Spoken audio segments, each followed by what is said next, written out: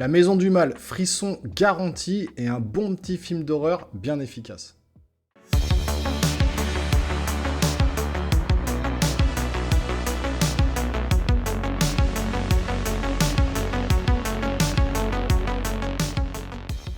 Bonjour les amis, bienvenue sur la chaîne, j'espère que vous allez bien. Moi de mon côté, tout va bien, je continue mon épopée des films d'horreur. Si vous suivez assidûment la chaîne, vous savez que j'ai regardé pas mal de films d'horreur ces derniers temps. On est au mois d'août, il n'y a pas grand chose à faire, il y a beaucoup de films d'horreur qui sortent. Moi j'en profite pour rattraper mon retard et puis pour vous proposer des reviews peut-être un petit peu qui sortent de l'ordinaire par rapport à ce qu'on peut voir sur YouTube. J'ai fait des critiques de plusieurs films d'horreur, c'est dispo sur la chaîne, des très bons, des moyens, des classiques, et puis des très mauvais aussi, donc allez voir sur la chaîne, parce qu'il y a pas mal de trucs assez intéressants à voir. Et puis là, je me suis dit, tiens, je vais regarder La Maison du Mal. Alors, franchement, un bon petit film d'horreur efficace. Clairement, j'ai passé un bon moment. Je m'attendais pas du tout à ce genre de film, c'est pareil, j'avais pas regardé de bande-annonce, je savais pas trop à quoi m'attendre, voilà, j'ai lancé le film comme ça. J'avais vu, je crois, une critique sur YouTube, il n'y a pas eu beaucoup de critiques sur ce film-là, et franchement, une bonne surprise, franchement, c'était sympa.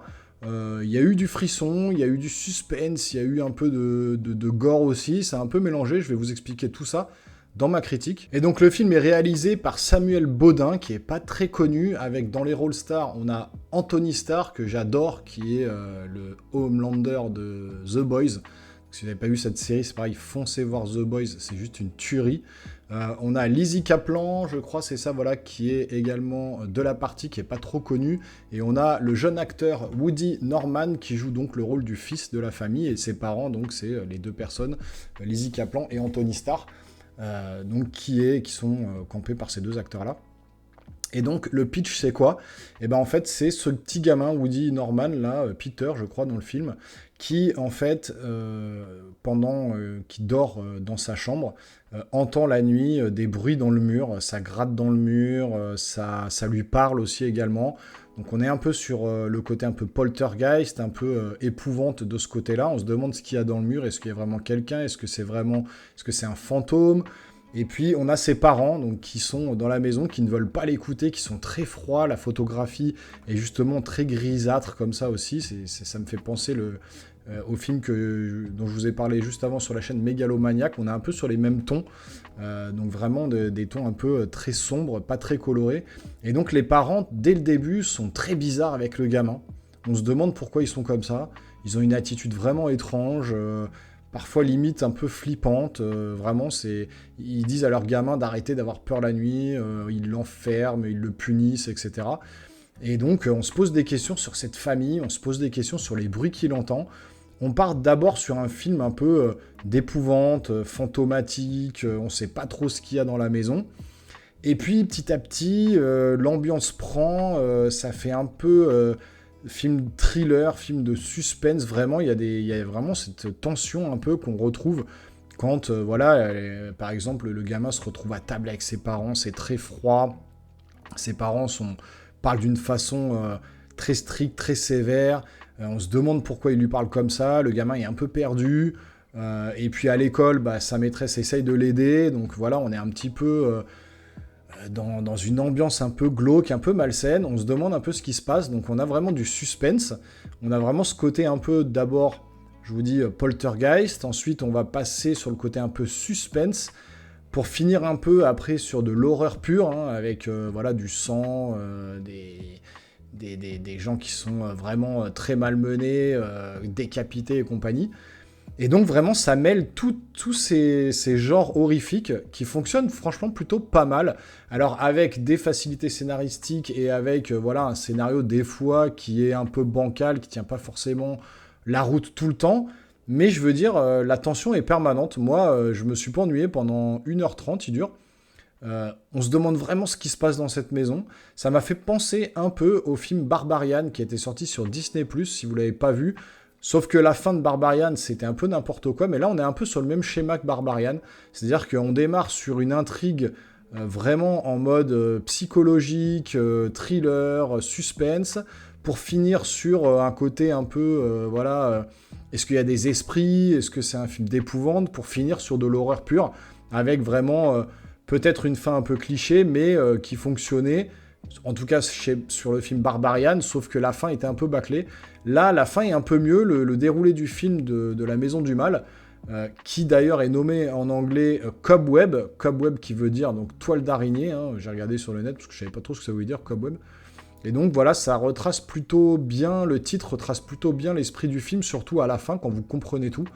Et donc voilà, c'est un film qui vous prend du début, qui vous fait vous poser des questions, une ambiance assez malsaine, assez interrogative. On est là, qu'est-ce qui se passe voilà, pourquoi les parents sont comme ça. Je me posais des questions dans la tête, je me disais, pourquoi ils sont comme ça les parents, et pourquoi on entend des bruits, et d'où ça vient, et machin. Et petit à petit, ça se déroule, et petit à petit, on arrive au dénouement, et le dénouement est intéressant, il fait vraiment flipper. Après, c'est peut-être un peu cliché, un peu grotesque, certains vont penser ça, mais je trouve que quand même, la réalisation, la mise en scène, il y a des bons effets quand même, avec des caméras qui tournent comme ça, sur 360, qui se remettent à la verticale, on voit le gamin couché dans le lit, et la caméra va se relever de droite comme ça face à lui, etc. Il y a des bons plans un peu flippants, sans rentrer non plus dans le cliché, mais voilà, avec de l'efficacité sur les scènes d'horreur, les scènes d'épouvante. Ça marche plutôt bien, il y a des cauchemars, il y a du réel, voilà, et ça mélange un peu tous les genres de... le type de film d'horreur est représenté dans La Maison du Mal. Et franchement, malgré son scénario, voilà, un peu tiré par les cheveux, surtout sur la fin, puisque à la fin, il y a un dénouement spécifique, je ne veux pas vous spoiler, c'est une critique sans spoil, mais il se passe des choses dans la maison qui sont complètement occultées à la fin.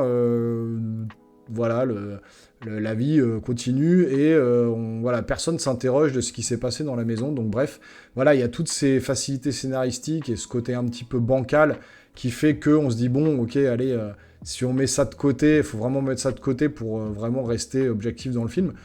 Mais, mis à part ces petits détails, bah, franchement, c'était assez efficace dans l'horreur, on va dire, dans la peur, dans l'intrigue. Je trouve que voilà, j'ai été pris du début à la fin. Je me demandais vraiment ce qui se passait dans cette maison et pourquoi il y avait tous ces parents qui étaient un peu bizarres, les bruits qu'on entendait. Et en fait, tout se compile à la fin pour qu'on comprenne vraiment ce qui se passe, sans non plus rentrer dans les détails. Voilà, on aurait pu nous expliquer un peu plus le pourquoi du comment de ce qui se passe dans la maison. Mais bon, peu importe. Le but, c'est d'avoir des frissons, d'être pris dans le film. Et moi, franchement, pendant 1h30, je me suis pas ennuyé. C'est assez rapide, ça va droit au but. Et ce qu'on attend dans un film d'horreur, c'est de frissonner, c'est d'avoir peur, c'est de se poser des questions sur l'intrigue, etc. Ça marche très bien dans ce film-là. Donc franchement, je vous conseille d'aller le voir. Il est disponible, hein, vous pouvez le trouver facilement sur le net. Faites-vous un petit kiff, c'est assez sympa. Un bon petit film d'horreur encore, hein, avec le film Mégalomaniac. Donc voilà, validé pour moi. N'hésitez pas, si vous l'avez vu ou si vous comptez le voir, revenir dans les commentaires ensuite pour me dire ce que vous avez pensé du film. N'hésitez pas à me suivre sur les réseaux sociaux, Twitter, Insta, et maintenant j'ai un compte TikTok que je viens de créer. Tout est dans la description, tous les liens sont dans la description. On se revoit très rapidement sur la chaîne. Pensez à vous abonner, activer la petite cloche et à lâcher des gros pouces en l'air. À très bientôt les geeks, portez-vous bien. Ciao ciao.